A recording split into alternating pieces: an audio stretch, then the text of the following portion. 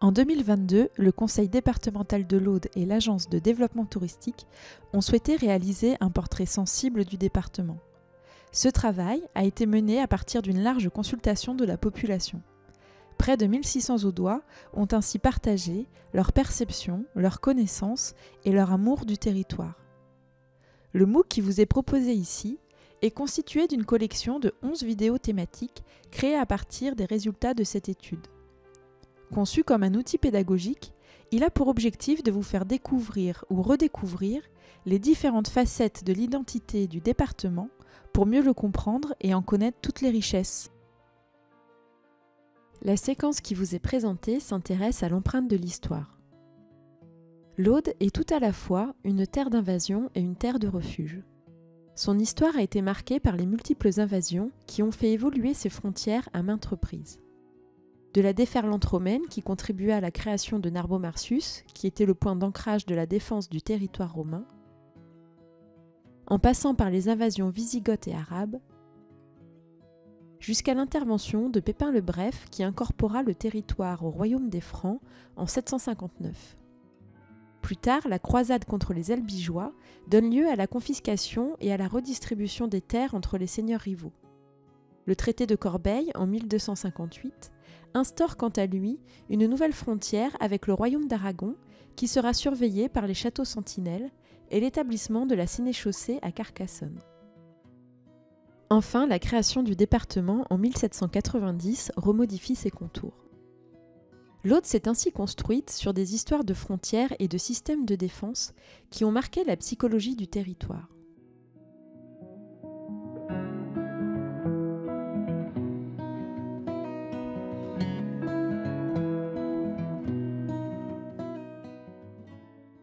Mais l'histoire de l'Aude, c'est aussi celle d'une terre de refuge. Le département a été une terre d'accueil à différentes époques, notamment au moment de la guerre d'Algérie pour les harkis, ou encore pour les réfugiés espagnols de la Retirada fuyant la guerre civile. Une période qui fait l'objet encore aujourd'hui de divers projets artistiques qui visent à entretenir la mémoire de ces histoires collectives.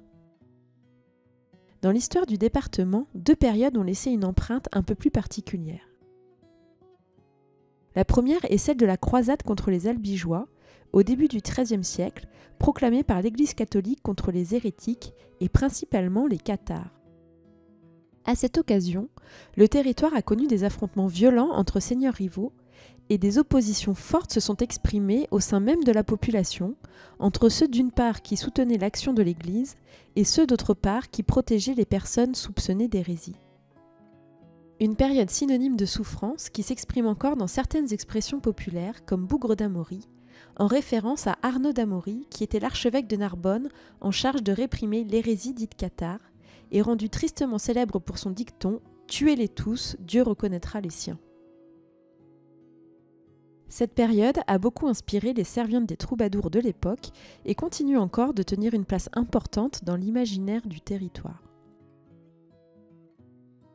La révolte des vignerons de 1907 est la deuxième période qui a durablement marqué le territoire. Au début du XXe siècle, les vignerons doivent faire face à une situation critique, mettant en péril leur activité. En cause, la crise du phylloxéra, la baisse du cours du vin, l'ouverture à l'importation de vins étrangers ou encore la prolifération de vins de fraude auxquels était ajouté du sucre. Les vignerons, d'abord conduits par Marcellin Albert puis par Ernest Féroul, maire de Narbonne, s'engagent dans une mobilisation sans précédent pendant plusieurs mois pour exiger de l'État une évolution de la réglementation, défendre la production d'un vin naturel et revendiquer le droit de vivre convenablement de leur travail sur leur terre. Us vau parlar d'un país que morís. La terra la coneixes, és la vostra amics, és la teua, vinyeiro. La terra la coneixes, és la vostra amics, és la teua, vinyeiro.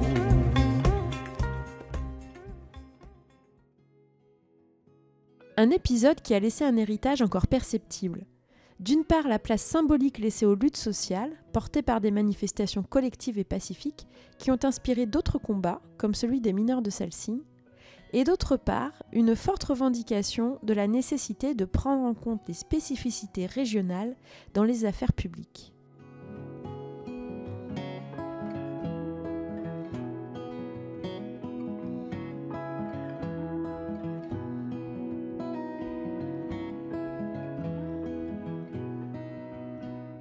Ces deux périodes que nous venons d'évoquer ont contribué à façonner deux caractéristiques fortes du territoire. Une forte volonté d'indépendance d'une part face au pouvoir central, que ce soit l'Église ou l'État, et d'autre part une place importante accordée à la protection du territoire.